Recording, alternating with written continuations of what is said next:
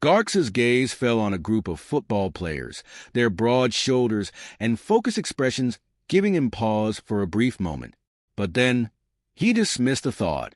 "We will start with this so-called football of yours," he announced, waving dismissively toward the field. "It appears to be nothing more than a glorified brawl.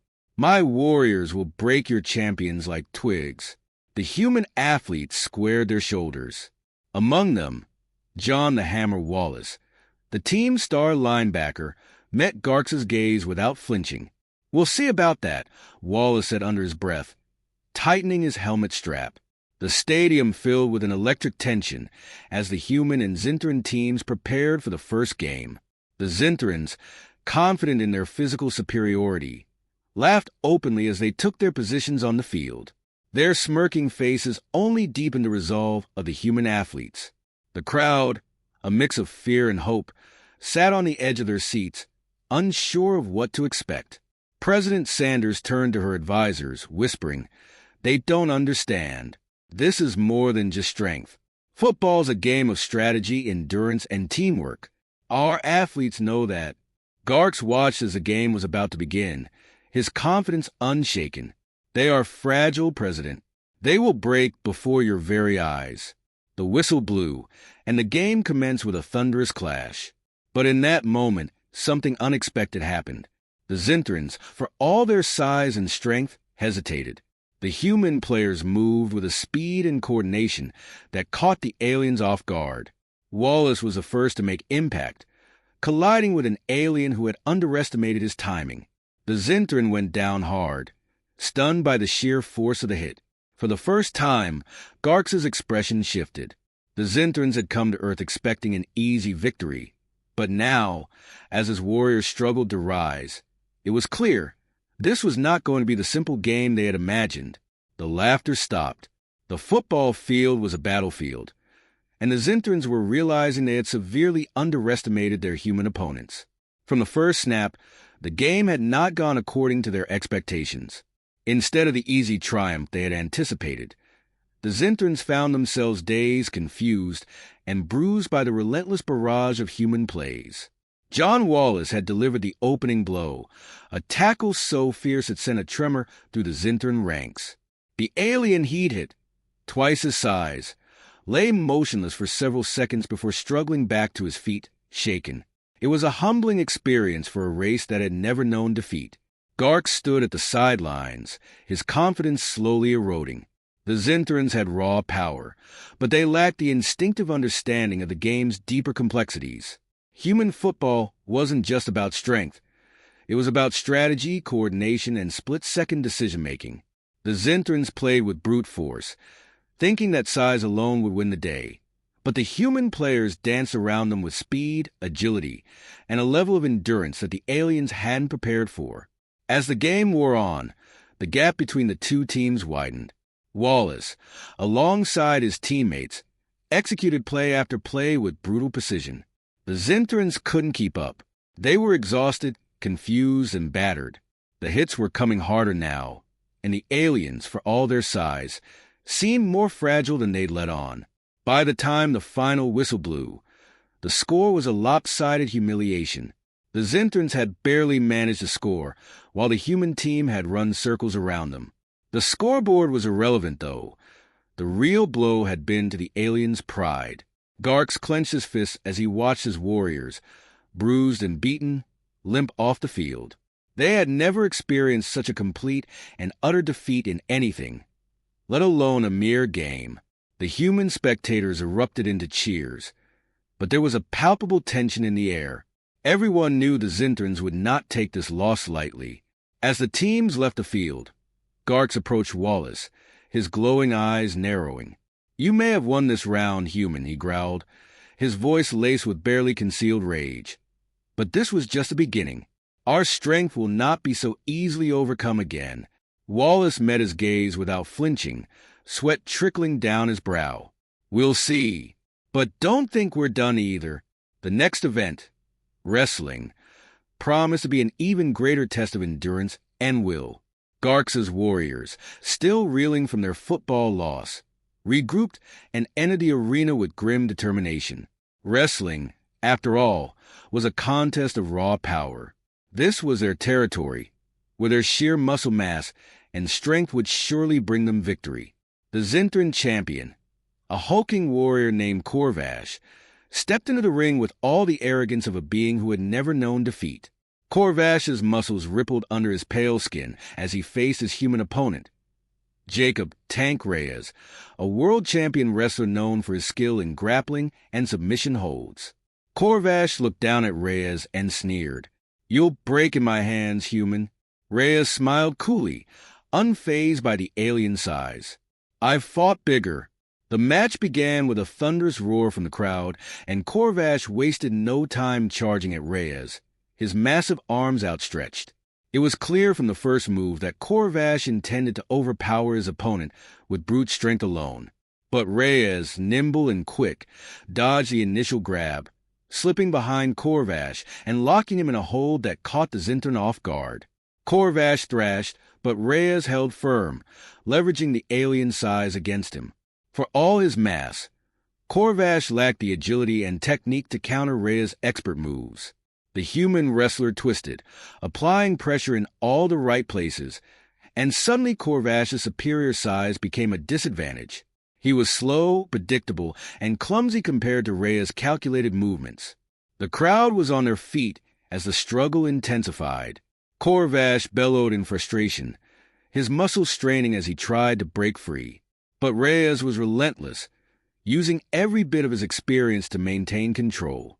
And then, in a moment that shocked everyone, Reyes executed a flawless takedown, slamming Corvash to the mat with a force that echoed through the arena.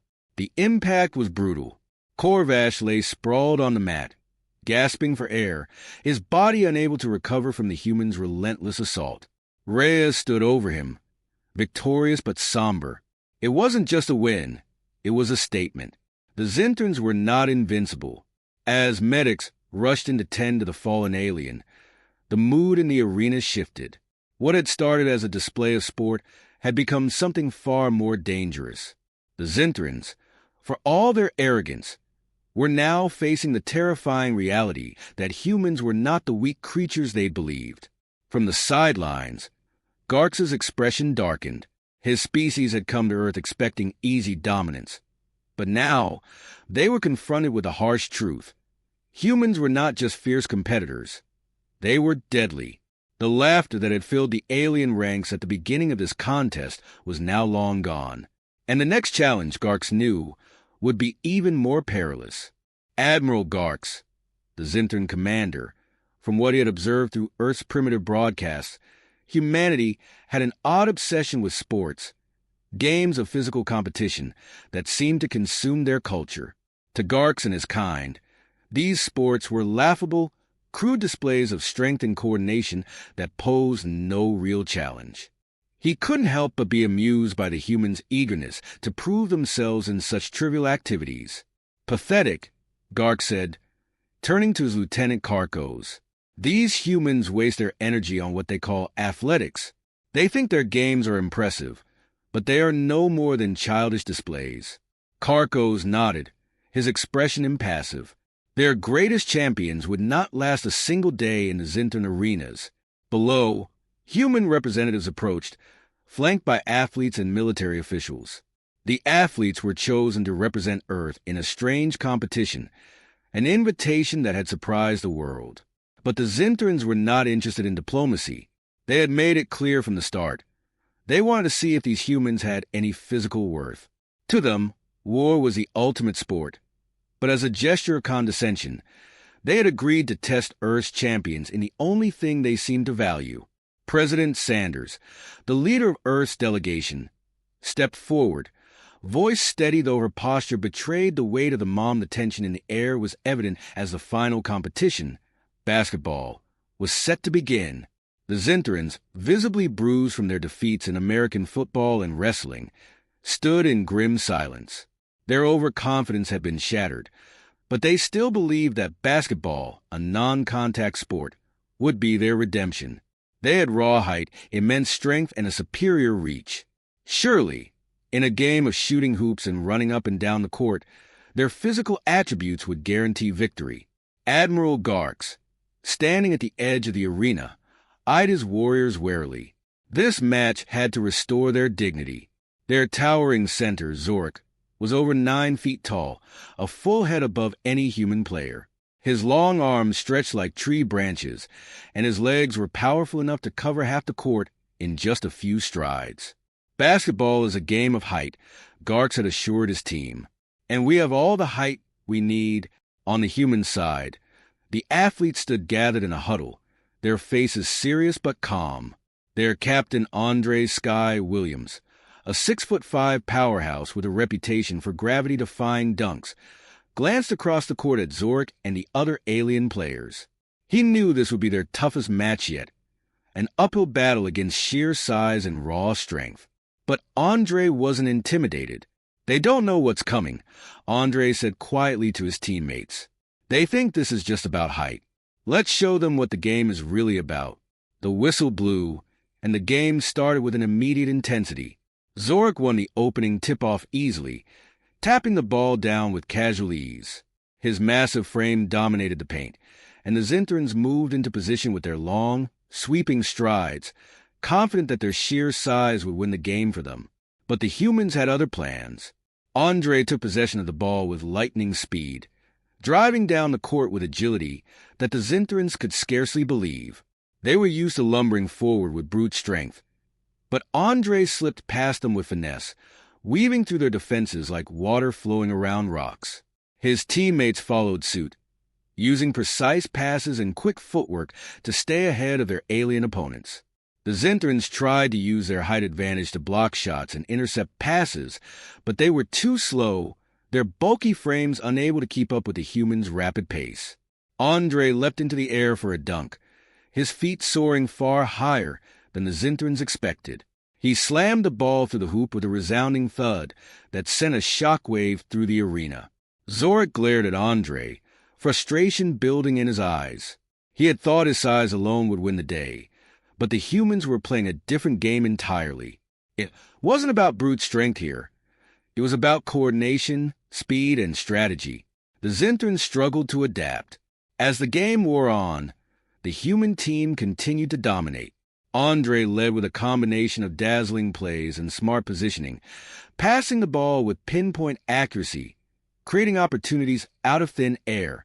His team worked as a unit, each player understanding their role and executing it flawlessly. Meanwhile, the Zintrans grew more desperate. Their once mighty confidence gave way to panic as they saw the scoreboard tipping ever further in favor of the humans. Then came the moment that defined the game. With only minutes left on the clock, Zork, in a burst of frustration, charged down the court with the ball, determined to score. He thundered toward the hoop, elbowing past human defenders with brute force. Just as he was about to leap for a dunk, Andre moved in, quick as lightning, and stripped the ball from Zork's massive hands. The crowd gasped as Andre sprinted to the other end of the court, Zork charging after him in a fury. Andre, seeing the towering alien in his peripheral vision, didn't hesitate. He feinted right, then cut left, sending Zork stumbling off balance. In one fluid motion, Andre launched himself into the air and slammed the ball into the net for a final, breathtaking dunk. The arena exploded with cheers. Zork crashed into the stands, unable to stop his own momentum, his enormous frame sprawling awkwardly as he tried to catch himself.